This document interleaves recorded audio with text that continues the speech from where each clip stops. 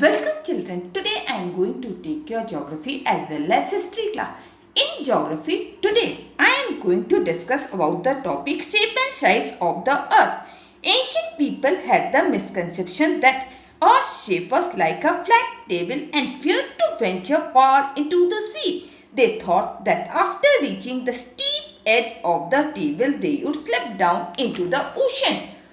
It was during the 6th century that the Greek philosopher Pythagoras and Aristotle tried to prove that the earth was spherical in shape as it cast a round shadow when it eclipsed the moon and it rotated round its own axis. However, people had not convinced, and even navigators like Christopher Columbus in 1492 had great difficulty in collecting his crew during his exploration. And in 1519, Magellan Ferdinand went round the world's expedition and proved beyond doubt that Earth was round in shape.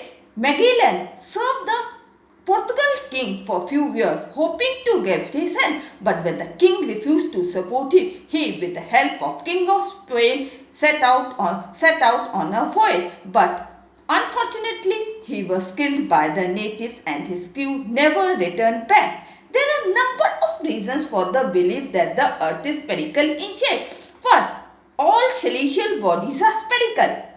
Sun, moon and other celestial bodies appears to have circular outline. Since earth too belongs to the same system, there is no reason why earth should be an exception. Circumnavigation of the earth. Time and again people traveling round the world in different directions came back to the starting point. Line of visibility increases with height and observers standing on a cliff sees first the mast, the approaching ship and then his funnel and lastly the hull. If earth were flat, they would have seen the whole ship at once. Sunrise and sunset. If the earth was flat, the sun would rise and set at the same time for all the people in the world. But the time varies all over the world. This is due to the round shape of the earth. Horizon is circular as viewed from the deck of a ship. The horizon appears to be circular in shape. The earth's surface is curved. Surveyors, when driving poles of the same size into the ground, would find the central pole projecting slightly above the other two due to the curvature of the earth. If the earth were flat, all the poles would have the same horizontal level. Lunar eclipse, the shadow cast by the earth on the moon during the lunar eclipse is always circular. This proves that the shape of the earth is spherical. Aerial photograph. Aerial photographs of the earth sent by artificial satellites and various spacecraft clearly shows the curvature of the earth's plate. Picture of the earth taken from the surface of the moon by the astronaut clearly proves the sphericity of the earth. And with this I am ending my geography class. Now let me take your history class.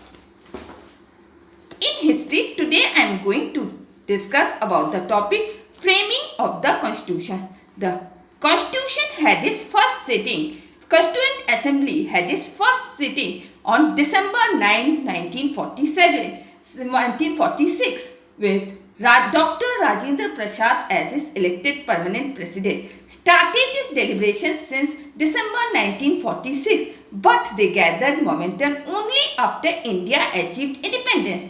First comes the drafting committee. Drafting committee was the most important committee of the Constituent Assembly. Dr. B.R. Ambedkar was the chairman of the committee and he was responsible for drafting and piloting India's present constitution. Date of enactment and adoption of the constitution. After hearing the views of different public bodies, private individual lawyers and judges, the drafting committee prepared the draft constitution that was published on 26th of February 1948. The drafting committee then revised the draft constitution.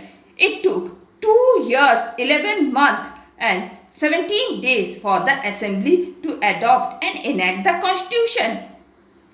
But they waited for the 26th January for its enforcement as 26th January holds an important date in the India struggle for Swaraj.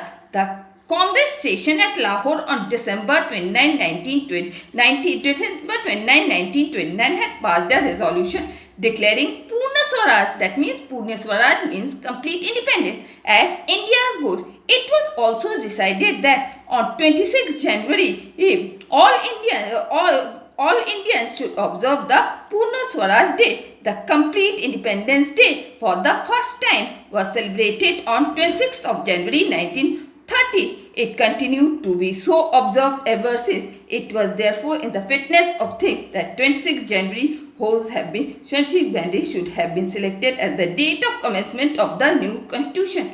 And with this I am ending my today's class. Till then, goodbye.